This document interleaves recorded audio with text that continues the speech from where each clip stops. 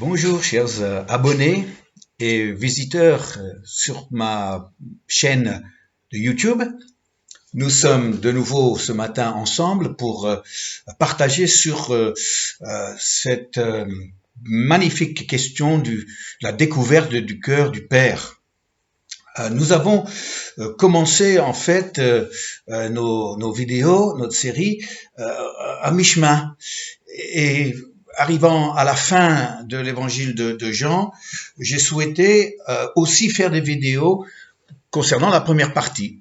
Donc, on revient au début et nous sommes maintenant au chapitre premier, au verset 18. C'est le verset de la journée.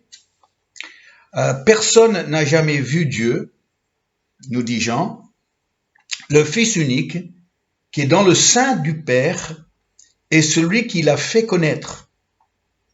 Personne n'a jamais vu Dieu, le Fils unique qui est dans le sein du Père est celui qui l'a fait connaître.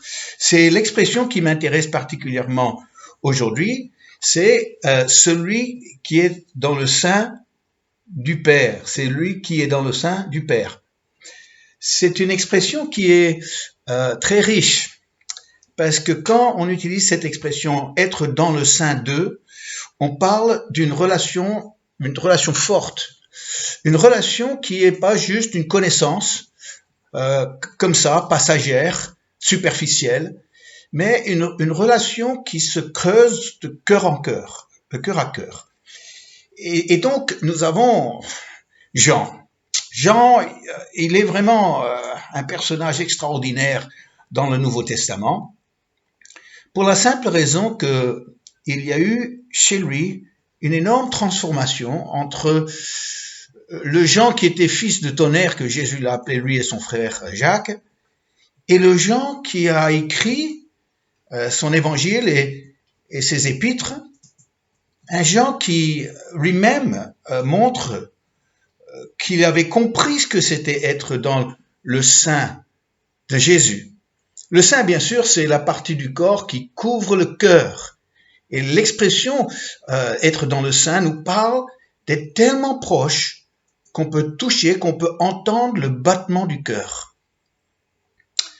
Jean était celui des disciples qui, lors du dernier repas de Jésus, juste avant sa mort, c'est lui qui reposait sa tête sur le sein de Jésus.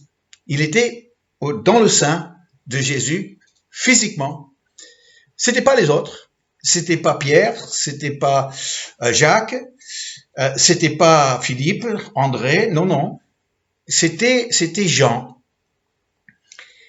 Ça nous fait penser que Jean avait peut-être une autre relation avec Jésus que les autres disciples. Peut-être même une relation de fils. Jésus était non seulement son maître, mais il était aussi son père spirituel. Et ça, c'est tout à fait autre chose que cette relation maître et disciple. Et je vois que Jésus, lui, il cherche une relation avec nous qui reflète la relation qu'il avait, lui, avec le Père. Cette notion de saint devient importante dans la relation. Jean, qui avait sa tête qui reposait sur le sein de Jésus pendant le repas, était aussi celui qui s'appelait celui que Jésus aimait. Alors, c'est quand même un peu curieux comme phrase. On aurait peut-être dit, Jean, c'est un peu prétentieux, tu donnes l'impression que Jésus t'aime plus que les autres, mais ça a passé. C'était l'expression qui identifiait l'auteur de ce texte, de ce récit, Jean lui-même. On découvre que Jean n'est pas comme les autres disciples. C'est pas étonnant qu'il écrit ses écrits différemment des autres auteurs du Nouveau Testament. C'est lui qui parle beaucoup plus que Paul, beaucoup plus que Pierre, beaucoup plus que les autres du Père. Que ce soit au niveau de son évangile où la relation père-fils revient régulièrement, souvent. Il y a plus de références au Père céleste dans l'évangile de Jean et de loin que chez Luc, Marc ou Matthieu. Pourquoi?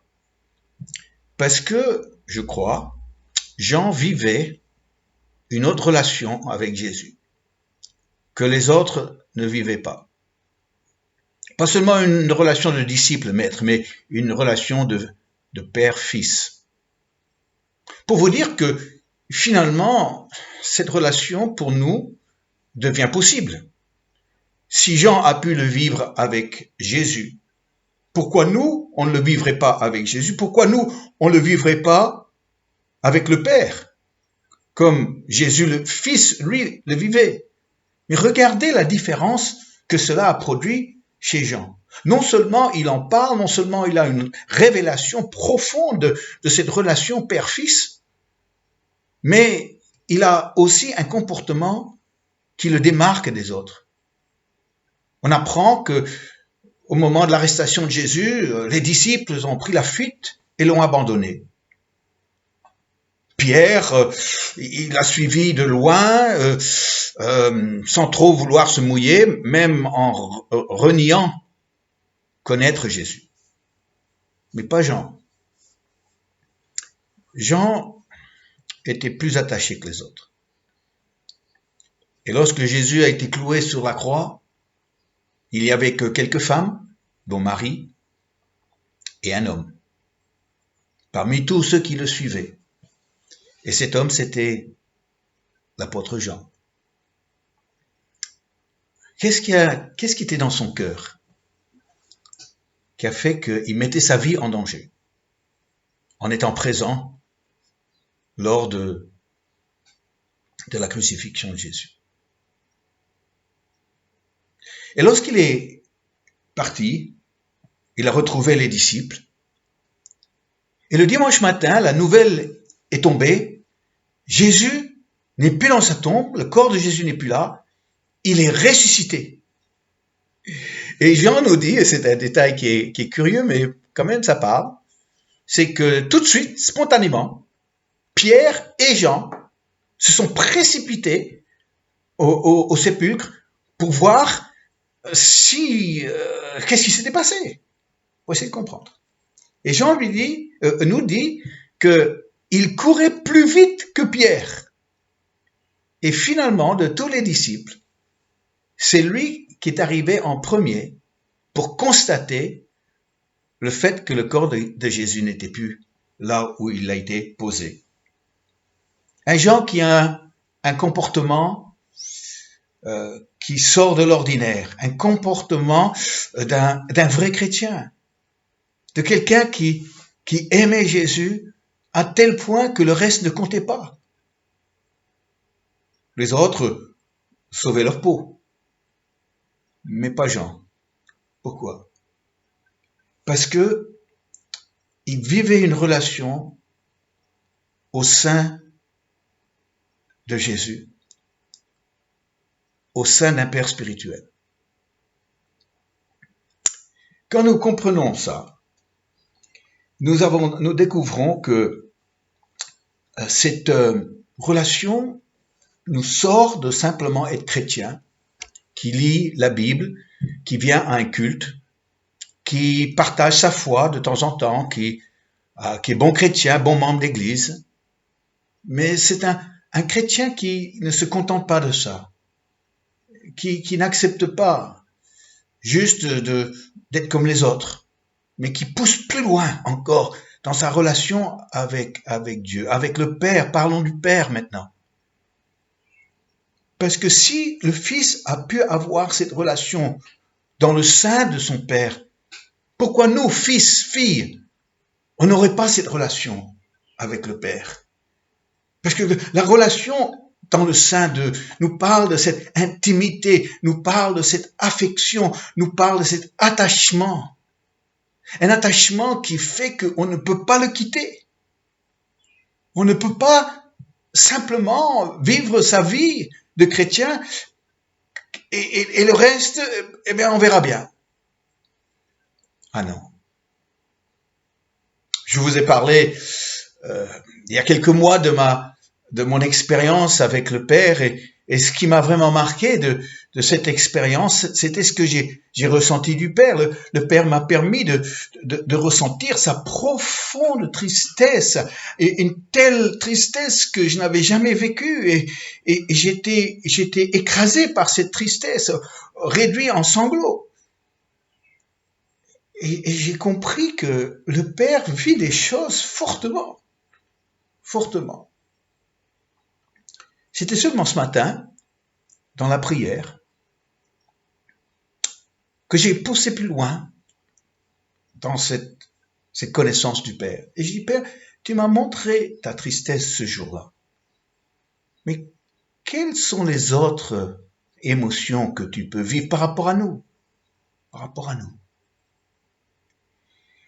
Et là, mes pensées ont été dirigées à cette scène du jardin de Gethsémani, où Jésus avait besoin d'être soutenu. Il a demandé aux trois disciples, le cercle rapproché, Pierre, Jacques et Jean, de le soutenir dans la prière pendant qu'il vivait son agonie. Et quand il est revenu, il les a trouvés pas en train de prier, en train de dormir. Et là, Jésus était manifestement déçu, mais vraiment déçu. Déçu dans son heure où il en avait tellement besoin que les disciples n'étaient pas à la hauteur. Il est revenu une deuxième fois, et une troisième fois, et chaque fois, c'était une déception pour lui. Et à la fin, il a accepté, il s'est résigné, il a dit, bon, maintenant, on y va. Et à travers ça, j'ai compris que Jésus vivait une déception par rapport aux disciples. Et j'ai prié, Père, est-ce que tu es en train de me dire qu'une des choses que tu dois vivre avec, c'est la déception par rapport à tes fils et tes filles parfois? Que nous ayons un comportement qui te déçoit et qui porte en toi une réelle déception, une profonde déception. Et après, j'ai commencé à me rappeler des moments où j'avais même honte de moi-même. Oui, moi, j'étais chrétien, et puis et j'avais un comportement, j'avais des attitudes, j'avais même des paroles qui n'étaient pas dignes de mon Père. Et j'ai dit, Père, est-ce que tu étais déçu de moi dans ces moments-là? Certainement, certainement.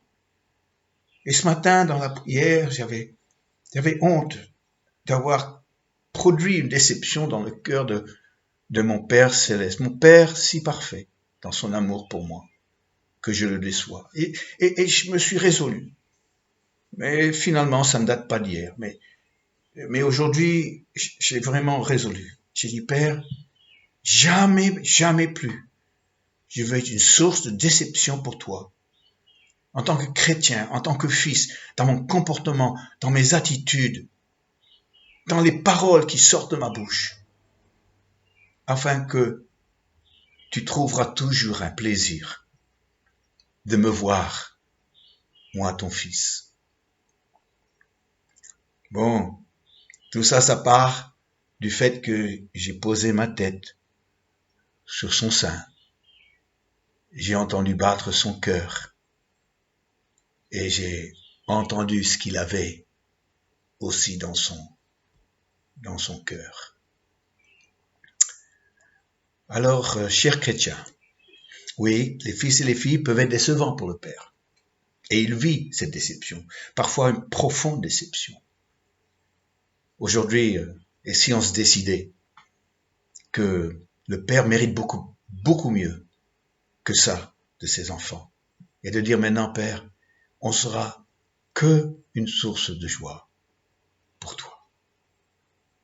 Oh, moi, je me décide de faire ça aujourd'hui, de prendre cette résolution, et j'espère que ce sera ton cas aussi, toi qui me suis régulièrement avec ces vidéos. J'aimerais simplement terminer avec un petit chant qu'on a chanté depuis des années, qu'on connaît bien, c'est si facile à chanter. Père, je t'adore, je te donne ma vie, je t'aime tant. Père, je t'adore, je te donne ma vie, je t'aime tant. Et si on prie ensemble?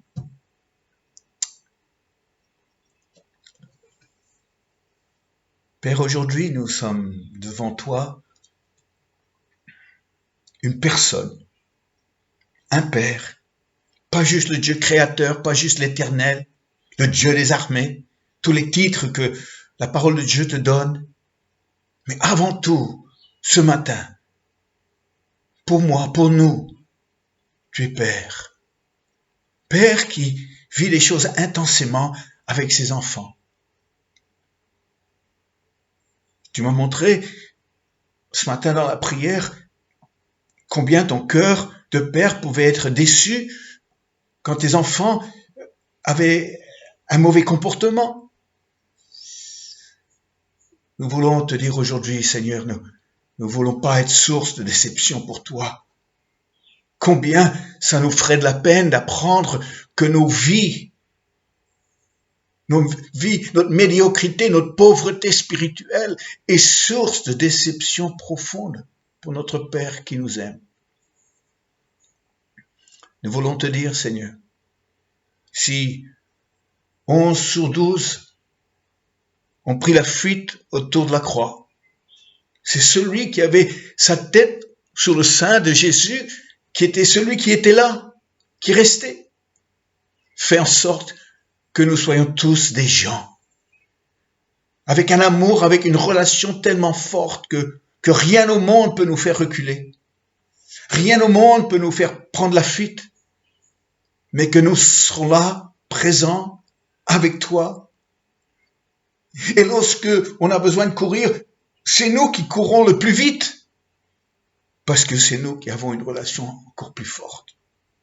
On n'est pas dans une compétition de relation avec toi, Père, mais en même temps, on voit qu'il y a des différences, Et on n'accepte pas d'être à la traîne.